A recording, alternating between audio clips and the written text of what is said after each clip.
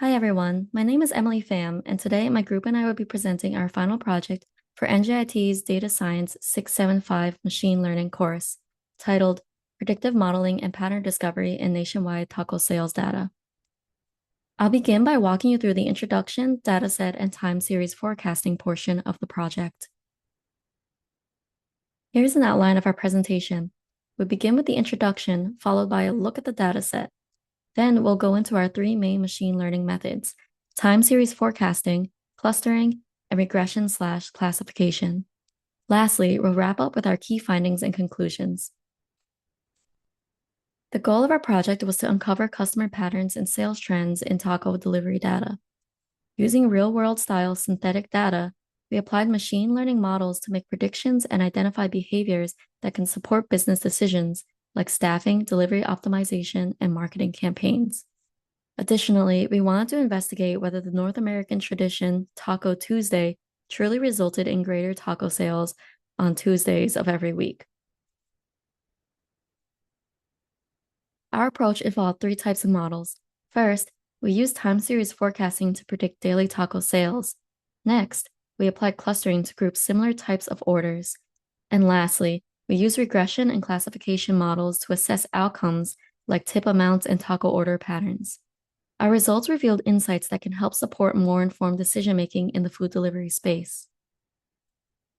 The dataset we use comes from Kaggle and contains 1,000 synthetic taco delivery orders generated between January 1st, 2024 and May 25th, 2025.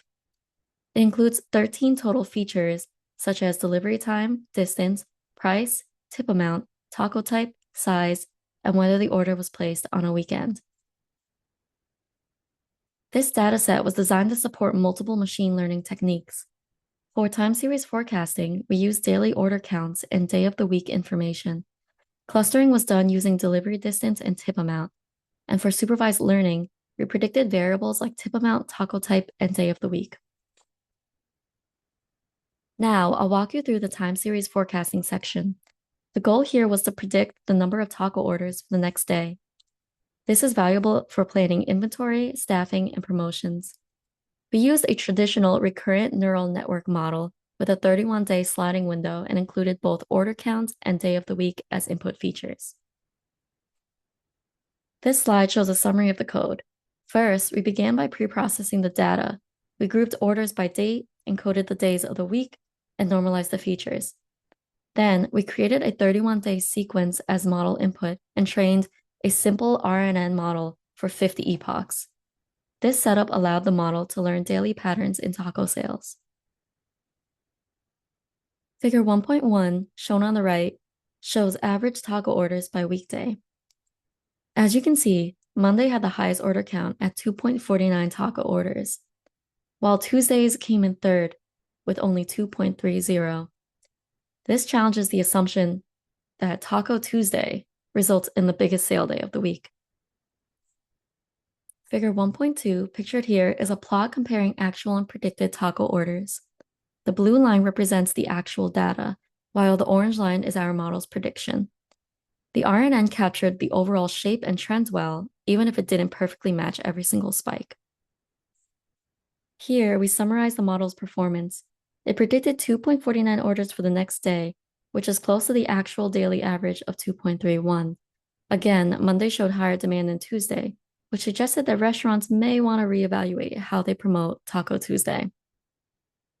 Overall, the model was able to positively capture general sales trends effectively, as well as perform well on small datasets using lightweight architecture. The model was trained over 50 epochs and used two features: order count and day of the week. The mean absolute error was 0.70, and the root mean squared error was 0.91, meaning that the error was less than one taco per day on average. Its performance was solid given the dataset size, with low error and good generalization. Finally, we can reflect on the business value of the model. The model can support daily forecasting for staffing and inventory. It reveals weekday trends that challenge Taco Tuesday assumptions. That said, the model is limited by the dataset size and doesn't capture all short-term fluctuations. However, Those with a large scale dataset may want to consider the use of a more complex RNN, such as long short term memory.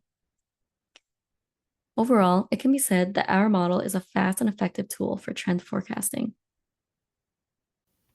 Let's begin with our clustering analysis using k-means.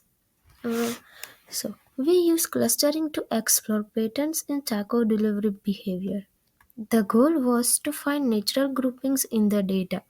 For example, customers who behave similarly in terms of how far they order from and how much they tip. By understanding these groupings, we can better understand customer behavior, which helps in targeting promotions and personalizing services. Now, talking about our approach, we used the K-means algorithm, which is an unsupervised learning technique. We selected two features, tip amount and delivery distance, because they seem meaningful for customer behavior. Then we experimented with different values of k from 2 to 5 and found that k is equal to 3 gave us the best separation among groups. Now let me walk you through the details of the clusters we discover. After setting k to 3, we ended up with three meaningful clusters. Cluster 0 includes customers who order from short distances and leave small tips. Cluster 1 includes those with medium distance orders and average tips. Cluster 2 includes long distance customers who tend to leave higher tips. When we interpret this, each customer reflects a different type of customer. This can help businesses create targeted marketing or change delivery policies depending on the group, like offering discounts for long distance loyal customers or pushing promotions to low shipping short distance customers.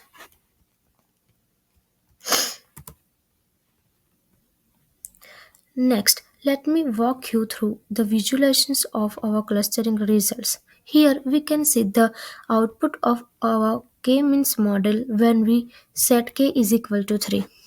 The plot shows three distinct clusters formed based on tip amount and delivery distance. Each color here represents our one clusters 0, 1 or 2, and we can see a clear separation between them. This indicates that our features worked well and the model was able to group similar customers effectively.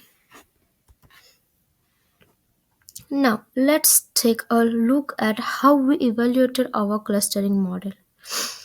We finalized k is equal to 3 based on both visual inspection and business relevance.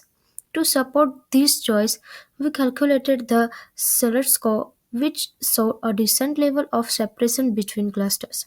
Based on the clustering, here's how we interpreted each group. Cluster 0 includes local customers with low tips and short distances. Cluster 1 consists of regular customers who show medium distance and trip values. Cluster 2 seems to represent loyal or premium customers. They order from longer distance and give higher tips. Let me also share some business insights and limitations based on our clustering results. From a business perspective, this cluster can be extremely useful. They allow companies to create personalized marketing strategies, optimize delivery zones, and even implement dynamic pricing. But there are also some limitations. Our data set was relatively small, which can affect how well the results generalize. And since we only use two features, chip amount and distance, adding more feature could lead to even better cluster in the future. Finally, let's look at the performance metrics that supported our clustering decision. We use three metrics to evaluate the clustering. First, k is equal to 3 was chosen as the optimal number of clusters. The inner value was 54.6, which indicates the compactness of the clusters. Lower value are better here. Our Z score was 0.63, which shows the decent separation between the groups. So overall, this result confirmed that three clusters were a good choice for our data. Regression and classification. Taco Tuesday. Golden approach. We want to see if Taco Tuesday really is Taco Tuesday by looking at the data. We use regression to predict the tip amount and classification to guess if an order happened on Tuesday. The idea was if Taco Tuesday is real, we'll see patterns in the data. Key findings regression. We tested linear regression, and with a mean absolute error of about 0.9, price and distance were big factors in tipping, not the day of the week. So tips are more about the cost and delivery effort than what day it is, as we see here in screenshot 3.1, and we also see in figure 3.2, the graph of the average tip amount by the day of the week. Key findings classification. We use logistic regression to predict Tuesday orders. Accuracy was only about 52%, which basically guessing. So there's no strong pattern that makes Tuesday orders stands out. And we see as when we look at figures 3.3, Taco Tuesday versus the remainder of the week. And we also see the accuracy in the F1 score of 0.56, as shown in screenshot 3.2, accuracy in F1 score. Taco Tuesday data. Tuesdays had a decent order numbers, about 140, but Monday had more at 160. Tips were better on weekends and no evening spikes on Tuesday like you expect, not the usual 10 p.m. spikes that usually happens on Tuesdays because they usually run a happy hour around 6 to 10 for some tacos. And you can see this as we look at the screenshot 3.3. Daily order count and average tip amount by day, as you see the numbers right here that we printed out, as well as an overall view in figure 3.1. Conclusion reflections. We use time series clustering and supervised learning to study taco sales. Time series predicted daily demand well. Clustering showed customer groups based on tips and distance. Regression classification gave us feature level insights, but overall, we didn't find a strong support for Taco Tuesday in the data. Conclusion reflections. Taco Tuesday. We looked at the order volume, tips, and timing on Tuesdays, but Monday had more orders. Tips were higher on weekends, no evening spikes on Tuesdays. Our model couldn't predict Tuesday orders well. So despite the hype, Taco Tuesday didn't stand out on the data set. But overall, this was a great project.